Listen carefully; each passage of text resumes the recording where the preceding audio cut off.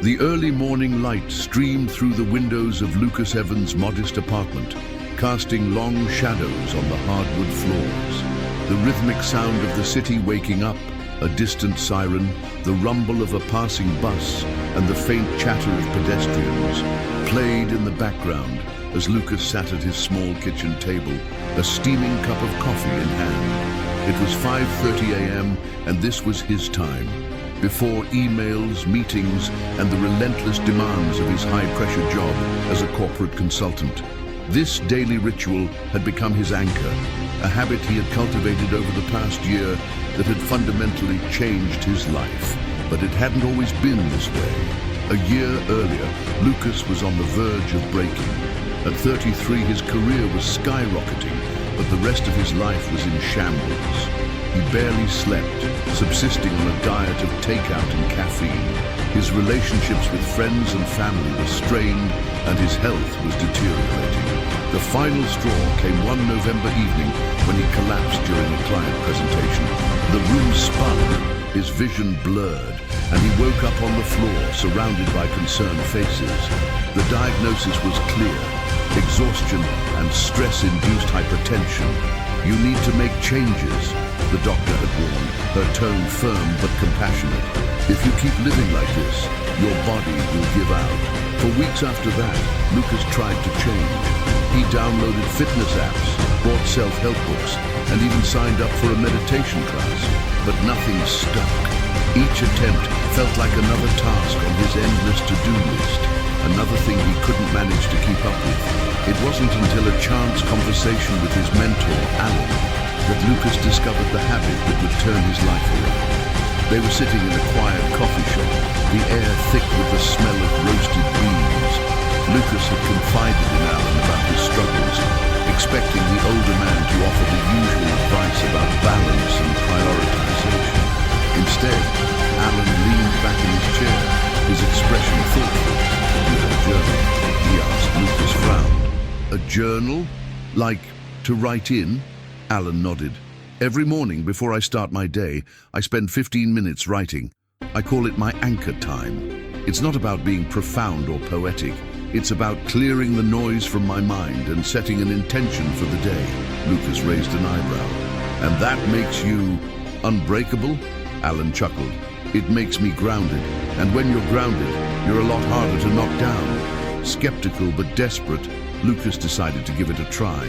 He bought a simple notebook from a corner store and set his alarm 30 minutes earlier than usual. The first morning felt awkward. He stared at the blank page, unsure of what to write. Eventually, he scribbled a few sentences about how tired he was and how much he dreaded the workday ahead. But as the days turned into weeks, the habit began to evolve. Lucas found himself writing not just about his frustrations, but also about his hopes, his fears, and the small moments of joy he often overlooked. He started each entry with 3 questions. What am I grateful for today? What is my priority for the day? What can I let go of? The answers varied. Some days he was grateful for a clear sky. Other days it was for the support of a colleague. His priorities ranged from completing a critical task at work to simply taking a moment to breathe. And letting go often meant releasing perfectionism or the lingering sting of a past mistake. After a month, Lucas began to notice subtle but profound changes. His mornings, once chaotic and rushed, now felt purposeful. By the time he stepped into the office, he was clear-headed and focused, no longer overwhelmed by the flurry of emails and deadlines. The act of writing had become a form of mental decluttering, helping him sort through his thoughts and approach each day with intention. His relationships also began to improve. By reflecting on his interactions with others, Lucas became more mindful of how he communicated. He started calling his parents once a week, something he hadn't done in years. He apologized to a friend he'd been avoiding, mending a strained friendship. Even his physical health showed signs of improvement. The simple act of slowing down each morning seemed to ripple through the rest of his day. He found himself eating better, sleeping more, and even taking regular walks during lunch breaks. One particularly stressful day, Lucas faced a major setback at work. A deal he had spent months negotiating fell through at the last minute. His initial reaction was panic, but instead of spiraling, he turned to his journal. "What can I let go of?" he wrote. The answer was clear: the need to control everything. Writing those words didn't erase the disappointment, but it gave him the clarity to move forward without being consumed by it. A year after he started journaling, Lucas reflected on how much had changed. The habit, once an experiment, had become the foundation of his resilience. Alan's words came back to him: "When you're grounded, you're a lot harder to knock down." Lucas now understood the truth in that statement. The habit of journaling hadn't made him invincible. It had made him adaptable. It had taught him to face challenges with clarity and to find strength in self-awareness. As Lucas closed his journal that morning, he smiled. The world outside was as unpredictable as ever, but he felt unshakable. Not because life was easier, but because he had built the habit that made him stronger. This completes introduction and context. 800 words. Shall I continue with subplots and complexities? Lucas's daily journaling habit quickly became the cornerstone of his routine, but its impact went beyond his mornings. As the habit deepened, it began to reveal patterns and insights about his life that he hadn't fully understood before. The first major revelation came when he realized how much his self-worth was tied to his job. For years, Lucas had measured his value by his achievements, closing deals, meeting deadlines, and receiving accolades. But journaling forced him to confront a painful truth. No matter how much he accomplished, it never felt like enough. One evening, Lucas flipped back through the pages of his journal, curious to see how far he had come. As he read, a recurring theme jumped out at him: his constant fear of failure. Almost every entry included some variation of, "I hope I don't mess this up," or "What if I'm not good enough?" Even on days when he succeeded, his focus was on what he could have done better, rather than celebrating his wins. This realization hit Lucas hard. He had always prided himself on being a high achiever, but now he saw how much of that drive came from a place of insecurity. During his next coffee meeting with Alan, he shared his discovery. "I thought I was journaling to stay organized," Lucas said, stirring his latte absently. "But it's like I'm peeling back layers of myself I didn't even know were there." Alan nodded, a small smile playing on his lips. "That's the beauty of it. Journaling doesn't just help you manage your day.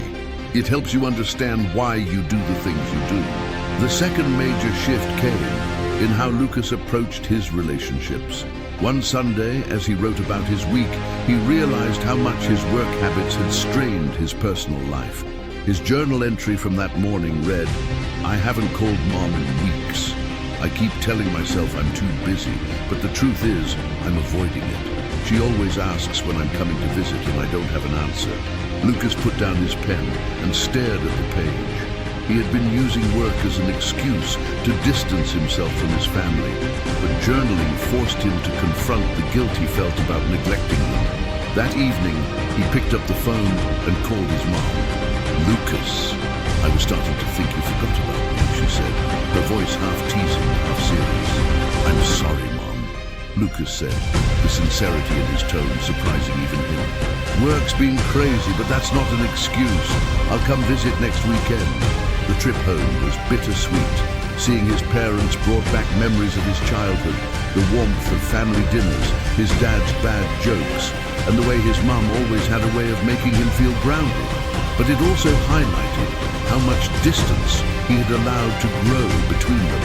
During the visit, Lucas made a promise to himself. He wouldn't let work overshadow the people who mattered most to him anymore. At the same time, Lucas began noticing the ripple effects of his journaling habit at work.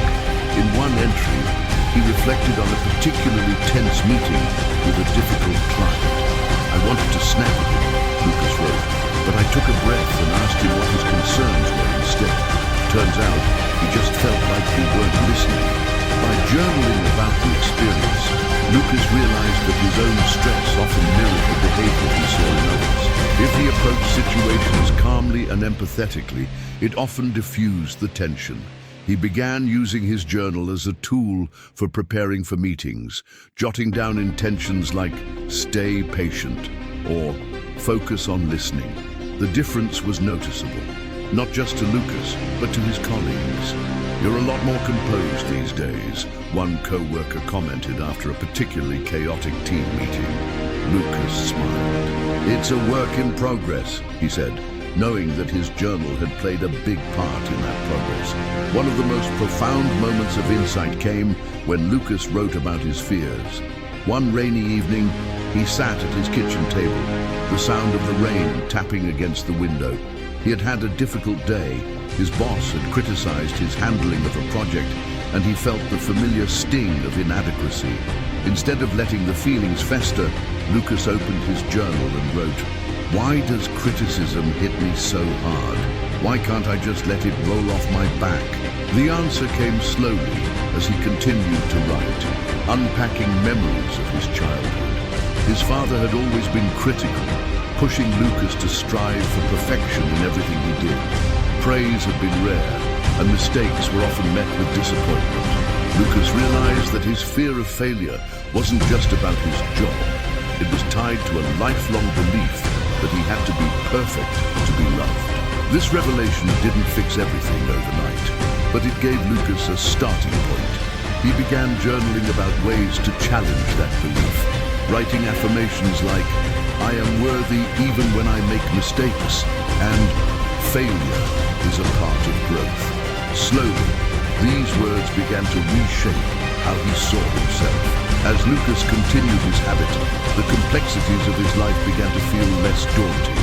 Journaling didn't solve every problem, but it gave him a sense of clarity and control. For the first time, Lucas felt like he wasn't just surviving his days, he was understanding them. The air was crisp as Lucas stepped out of his apartment for his morning walk. The habit of journaling had anchored his mornings for over a year, and he had added another layer to his routine, a quiet walk through the neighborhood to clear his mind. But today felt different. There was a restlessness beneath the surface, a tension he couldn't quite shake. He had spent the past week grappling with a major decision. His boss had offered him the role of senior partner, a position Lucas had dreamed about for years. It came with a significant pay raise, more responsibility, and the prestige of being one of the firm's youngest partners. It also came with longer hours, more travel, and the near certainty of putting his personal life on hold. Lucas had always envisioned himself climbing the corporate ladder, but now that the opportunity was in front of him, he felt torn. That morning, as he sat down with his journal, he wrote, "Why am I hesitating? This is everything I've worked for. But what am I giving up?" The pen hovered over the page as Lucas considered the question. He thought about the life he had started to rebuild, the weekly calls with his mom, the friendships he had begun to nurture, and the balance he had worked so hard to create. He flipped back through the journal, scanning past entries for clarity. One, written months earlier, stood out. "I don't want to be defined by my job. I want a life that feels meaningful, not just productive." Reading those words now, Lucas felt a pang of recognition.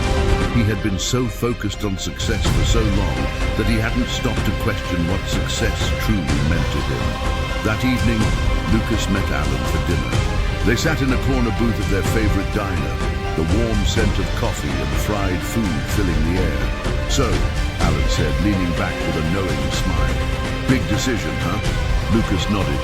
"You knew about the offer? Word travels fast in our world," Alan said. "But what I want to know is, how are you feeling about it?" Lucas hesitated, then decided to be honest. "I'm not sure. Part of me feels like I have to say yes, like it's the logical next step. But another part of me is resistant." Alan nodded, his expression thoughtful. "What's the resistance telling you? That I'll lose myself if I take this job?" Lucas admitted. "I've worked so hard to create balance, and I'm afraid this will undo all of that." Alan leaned forward, his tone gentle but firm. "Then maybe the question isn't whether you should take the job. Maybe it's about what kind of life you want to build. Does this role fit into that vision?" The conversation stayed with Lucas long after dinner. That night, he wrote in his journal, "What kind of life do I want to build? A life that's balanced, fulfilling, and meaningful. A life where my success isn't measured by my title, but by how present I am for the things that matter. The next morning, he woke up with a sense of clarity. At work, Lucas scheduled a meeting with his boss to discuss the offer. Sitting across from her in the sleek, glass-walled conference room, Lucas felt a familiar knot of anxiety in his stomach. But instead of suppressing it, he took a deep breath and leaned into the moment. "Thank you for considering me for the senior partner role," he began. "It means a lot to know you value my contributions, but after careful consideration, I've decided not to take the position." His boss raised an eyebrow, clearly surprised. "May I ask why?" Lucas chose his words carefully. "Over the past year, I've worked hard to find balance in my life. While I appreciate the opportunity, I believe taking on this role would jeopardize that balance. I want to continue contributing to the firm, but in a way that aligns with the life I'm building." For a moment, his boss was silent. Then, to Lucas's surprise, she smiled. "I respect that," she said. "It's not often I hear someone turn down a promotion for the right reasons, but you're an asset to this team, and I'm glad you're staying in a way that works for you." Walking out of her office, Lucas felt a sense of liberation he hadn't expected. Saying no had always been difficult for him, but this time it felt empowering. That evening, as he sat with his journal, he wrote, "For the first time, I made a decision based on what I need, not what I think others expect of me. It feels like freedom." The turning point wasn't just about the job.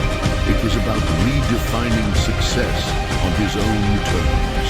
Lucas began to approach other areas of his life with the same sense of intention. He prioritized relationships, setting aside time for the people who mattered most.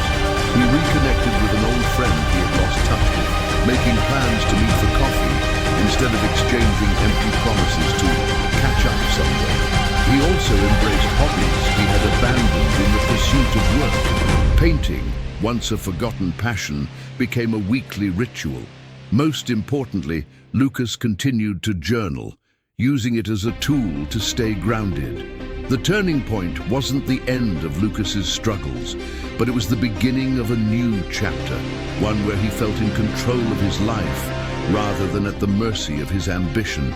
He closed his journal that night, the words on the final page of the day clear and simple. "I'm learning to live a life I don't need to escape from." Lucas sat in the conference room, the soft hum of the projector filling the silence. It was the biggest presentation of his career so far, a proposal for a multi-million-dollar client who could take the firm to new heights. All eyes were on him as he stood at the head of the table, his team seated around him and the client representatives waiting expectantly. A year ago, this moment would have consumed him with anxiety. He would have spent the night before obsessively rehearsing, agonizing over every word and fearing failure. But today, Lucas felt steady. His palms weren't sweating and his breathing was calm. The difference wasn't just his preparation, it was his perspective. Lucas clicked to the first slide, confident in the proposal his team had worked hard to build. As we move forward, I want to highlight not just the numbers, but the story behind them. Lucas began, his voice even. "This strategy isn't about short-term gains. It's about long-term partnerships that grow sustainably." He glanced at Carla, who had been instrumental in crafting the data. She nodded, her expression encouraging. The presentation flowed seamlessly, with Lucas delegating parts of the pitch to his team. Each person spoke confidently, and the client seemed engaged, asking thoughtful questions and taking notes. At one point, an unexpected question from the client's CEO threw Lucas off script. A year ago, such a disruption might have unraveled him, but now he paused, took a breath, and responded thoughtfully. "That's a great point," Lucas said, nodding. "Let's address that from a couple of angles. Carla, would you mind sharing the research you found on this?" Carla jumped in with a concise explanation, and the CEO seemed satisfied. Lucas felt a wave of pride, not just in himself, but in the team he had nurtured. When the meeting ended, the client's CEO shook Lucas's hand firmly. This is one of the most well-rounded proposals I've seen in years, the CEO said. We're looking forward to working with you. As the room cleared, Carla turned to Lucas with a grin. You crushed it, she said. Lucas smiled, but his pride wasn't in the success alone. It was in how he had approached the challenge, not as an individual carrying the weight of perfectionism, but as a leader who trusted his team and stayed present in the moment. That evening, Lucas walked home through the city, the cool night air brushing his face. He thought about how far he had come from the version of himself who had collapsed from stress just a year ago. His phone buzzed with a message from his mom. I'm proud of you, Lucas. Dinner this weekend? He replied with a quick, absolutely. Moments like these reminded him of the balance he had fought to create, not just at work, but in his relationships and his inner life. The climax of Lucas' journey wasn't just about the presentation. It was about the unexpected challenges that followed. A week later, Lucas received a call from his boss, who rarely contacted him directly. Lucas, she began, her tone unusually serious. We've got a situation. The client from last week is asking for a major revision to the proposal. Something about wanting a more aggressive timeline. Can you and your team handle it? Lucas felt a flicker of tension in his chest, but he grounded himself with a deep breath. We'll need to revisit the timeline and resources to make sure it's feasible, he said. As soon as he hung up, Lucas called his team into a meeting. The old Lucas might have panicked and tried to shoulder the burden alone, but now he approached the situation with transparency and collaboration. This is a big ask, he said, addressing the team, but I believe we can handle it if we work together. Let's break it down into manageable steps. The next 48 hours were intense, but the team rose to the occasion. Lucas stayed calm and focused, supporting his colleagues and ensuring they didn't burn out. When they submitted the revised proposal, the client's feedback was overwhelmingly positive. After the chaos subsided, Lucas took a moment to reflect. He realized that the key to his growth wasn't that he no longer faced challenges, it was that he faced them differently. Instead of seeing obstacles as insurmountable, he viewed them as opportunities to learn and adapt. The most profound moment of clarity came during his next therapy session. I feel like I'm finally in control of my life, Lucas told his therapist, a small smile on his face. But not in the way I used to think about control. It's not about perfection or forcing things to go my way. It's about being flexible, staying present, and trusting myself. His therapist nodded. That's the essence of resilience, Lucas. It's not about being unshakable. It's about knowing you can bend without breaking. The words stayed with Lucas, shaping how he approached both his work and personal life. Later that evening, Lucas opened his journal and wrote, "Today, I faced one of the biggest challenges of my career, and I didn't fall apart. I'm proud of myself, not just for what I accomplished, but for how I handled it. This is the life I've been working toward." Closing the journal, Lucas felt a deep sense of peace. For the first time, he realized that the habit he had started a year ago, the simple act of writing down his thoughts every morning, had made him unbreakable. Not because it erased his challenges, but because it gave him the tools to face them. The days following the successful revision of the client proposal were a whirlwind of recognition and reflection for Lucas. His boss, impressed by how smoothly the crisis had been handled, called him into her office to commend his leadership. "You've shown incredible growth this past year," she said, leaning back in her chair.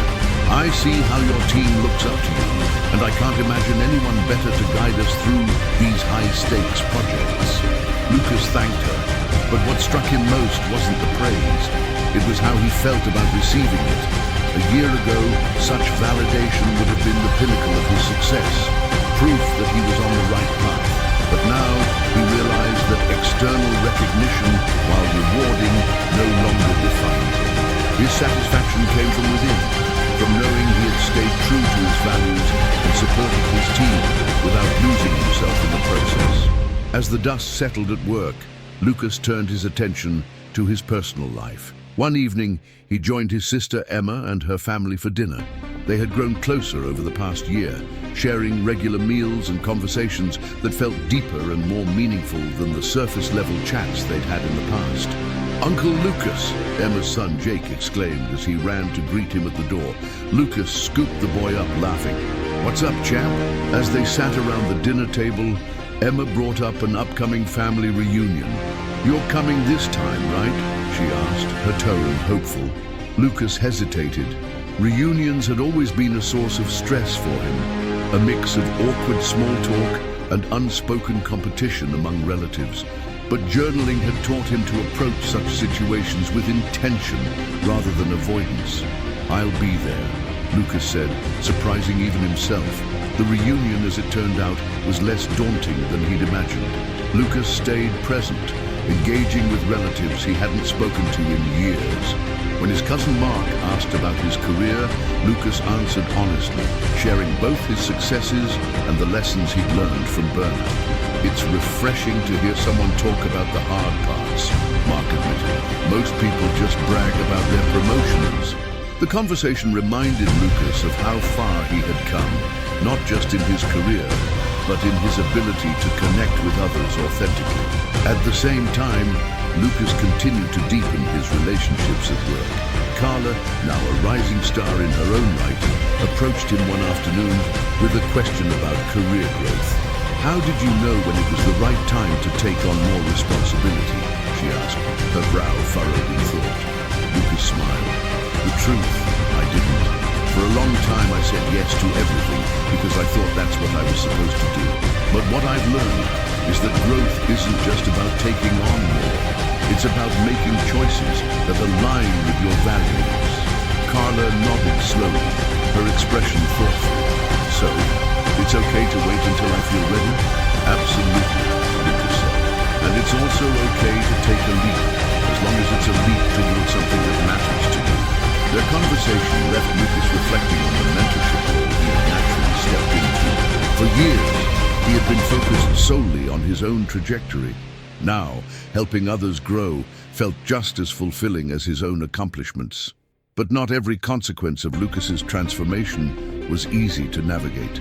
One evening, while flipping through his journal, he came across an entry from 6 months earlier. "I need to be honest with myself about the friendships I've outgrown. Some people are in my life because of who I was, not who I'm becoming." The words hit him like a reminder he hadn't fully addressed. Lucas thought about his friend Greg, who he had known since college. Their friendship had been built on late-night parties and shared ambitions, but over the years, their paths had diverged. Greg often dismissed Lucas's efforts to prioritize balance and well-being, joking that he had gone soft. One Friday night, when Greg invited Lucas out for drinks, Lucas decided to address the issue. "Greg, I've been thinking," Lucas began as they sat at the bar. "I value our friendship, but I feel like we've been growing in different directions." Greg frowned. "What's that supposed to mean?" "It means I've changed," Lucas said, his tone calm. "And I need the people in my life to respect that." The conversation was uncomfortable, and while Greg eventually agreed to keep in touch, their dynamic shifted. It was a bittersweet moment, but one that affirmed Lucas's commitment to surrounding himself with people who supported his growth. Lucas' journey also had unexpected consequences on his health. His focus on journaling and mindfulness had inspired him to make other changes, cooking meals instead of relying on takeout, going for evening walks instead of scrolling on his phone, and even trying yoga for the first time. At his annual physical, his doctor noted the improvements. "Your blood pressure's great, and you've lost some weight," she said with a smile. "Whatever you're doing, keep it up." Hearing those words, Lucas felt a swell of pride. For the first time, he wasn't just surviving, he was thriving. As Lucas reflected on the past year, he realized that the greatest consequence of his transformation was how much lighter he felt. The weight of perfectionism, fear, and burnout had been replaced by a sense of purpose and balance. One evening, as he sat by the window with his journal, he wrote, "I'm not unbreakable because life is easier. I'm unbreakable because I've learned how to handle the hard parts with grace." The morning sun cast a golden glow over Lucas's apartment as he prepared for his day. His journal sat open on the table, a freshly brewed cup of coffee beside it. The quiet ritual, now as familiar as the rhythm of his breath, remained the anchor that had transformed his life. Yet Lucas knew the journey wasn't over. Growth wasn't a destination. It was a continuous process, a series of choices made every day. One of the most profound shifts in Lucas' life was his ability to embrace challenges with a mindset of growth rather than fear. A few months after the client proposal crisis, Lucas was tasked with leading a company-wide initiative to improve team collaboration. The project required him to work across departments, navigating egos, conflicting priorities, and a tight timeline. The old Lucas would have approached the project with tunnel vision, trying to do everything himself to ensure perfection. But now, he took a different approach. During the first planning meeting, Lucas opened with a simple question. What does success look like for all of us? The room was silent for a moment. Then one colleague spoke up. I think success means everyone feels heard during this process. Another added, for me, it's about creating a system that doesn't just work now, but is sustainable long-term. Lucas nodded, taking notes. By focusing on collaboration rather than control, he created an environment where everyone felt invested in the project. When roadblocks arose, as they inevitably did, Lucas leaned on his journal to process his thoughts and strategize solutions. One entry read, "The marketing team is resistant to change, but it's not about the proposal. It's about their fear of losing autonomy. Approach them with empathy." By addressing concerns with understanding rather than defensiveness, Lucas diffused tensions and kept the project on track. When the initiative launched successfully, the CEO publicly commended Lucas for his leadership. But what meant more to him was the feedback from his colleagues, who praised his ability to bring people together. Outside of work, Lucas's personal growth continued to flourish. His relationship with his sister Emma had deepened into a partnership of mutual support. When Emma decided to return to school to pursue her master's degree, Lucas became her biggest cheerleader. "You inspired me, you know," Emma said one afternoon as they sipped tea in her kitchen. "Seeing how you turn things around made me realize it's never too late to make a change." Her words humbled Lucas. He hadn't set out to inspire anyone. He had simply been trying to survive. But knowing his journey had a ripple effect on the people he cared about filled him with gratitude. Lucas also began prioritizing his physical and mental health in ways he hadn't before. He joined a local yoga studio, initially as a way to manage stress. The first class was awkward. His balance was shaky, and he struggled to follow the poses. But as the weeks passed, he found himself looking forward to the sessions. Yoga became more than a physical practice. It was a form of mindfulness that complemented his journaling habit. During one class, the instructor spoke about the concept of rootedness. "When you're rooted, you can bend without breaking," she said. "You can face challenges with strength and flexibility." The words resonated deeply with Lucas. He realized that his journaling practice had given him those roots, a sense of stability that allowed him to weather life's storms without losing himself. Another area of growth for Lucas was his ability to set boundaries. At work, he had learned to say no to projects that didn't align with his priorities, and he brought that same clarity into his personal life. One evening, a former friend, Greg, reached out, asking if Lucas wanted to grab drinks. Lucas hesitated. While he didn't hold any resentment toward Greg, their friendship no longer felt fulfilling. Instead of avoiding the conversation, Lucas responded honestly, "I appreciate the invite, but I've been focusing on relationships that align with where I am in life now. I hope you understand." It wasn't easy to draw that boundary, but it was necessary. Lucas had learned that growth sometimes meant letting go of relationships that no longer served him. One of the most surprising aspects of Lucas's journey was the rekindling of his creative side. Painting, a hobby he had abandoned years ago, became a regular part of his routine. He found solace in the process of mixing colors, layering strokes, and watching a blank canvas come to life. One evening, as he worked on a piece inspired by his journal, Lucas realized how much his art reflected his growth. The painting, a swirl of deep blues and bright yellows, represented the balance between struggle and hope, a visual metaphor for his journey. When he submitted his work to a local art show, he was surprised to receive an invitation to exhibit. Standing in the gallery on opening night, surrounded by his paintings and the people who had supported him, Lucas felt a sense of accomplishment that went beyond professional success. The most profound change, however, was in how Lucas saw himself. For years, he had defined his worth by his achievements, believing that productivity was the measure of a person's value. But now, he understood that his worth wasn't tied to what he did. It was tied to who he was. His journal entry from that night captured the essence of his transformation. Growth isn't about becoming someone new.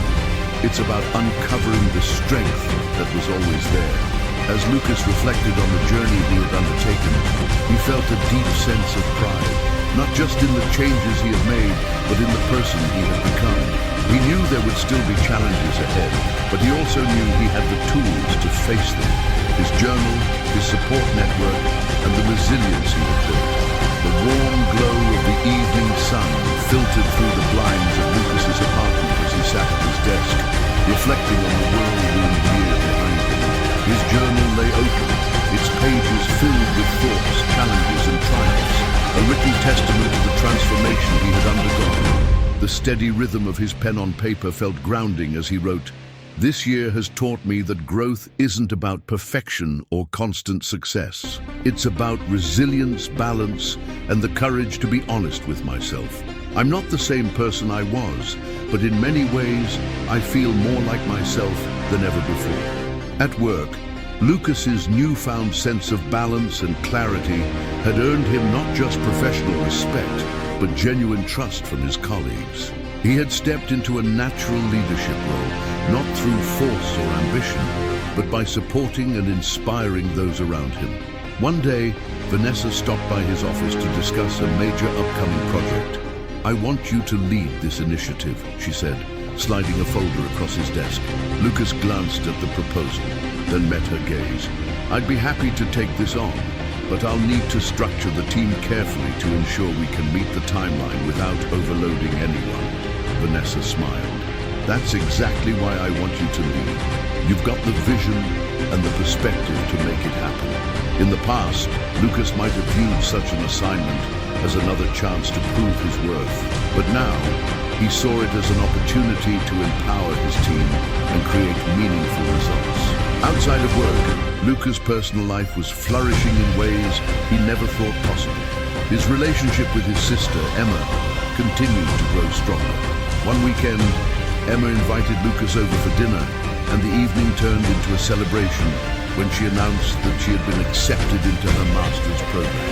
"This is your doing, you know," Emma said, raising her glass of wine. "You inspired me to take the leap." Lucas laughed, shaking his head. "You did all the hard work, I just cheered you on." But deep down, he felt a quiet pride in knowing that his journey had influenced others in positive ways. One evening, as he worked on a piece inspired by his journal, Lucas realized how much his art reflected his growth. The painting, a swirl of deep blues and bright yellows, represented the balance between struggle and hope, a visual metaphor for his journey.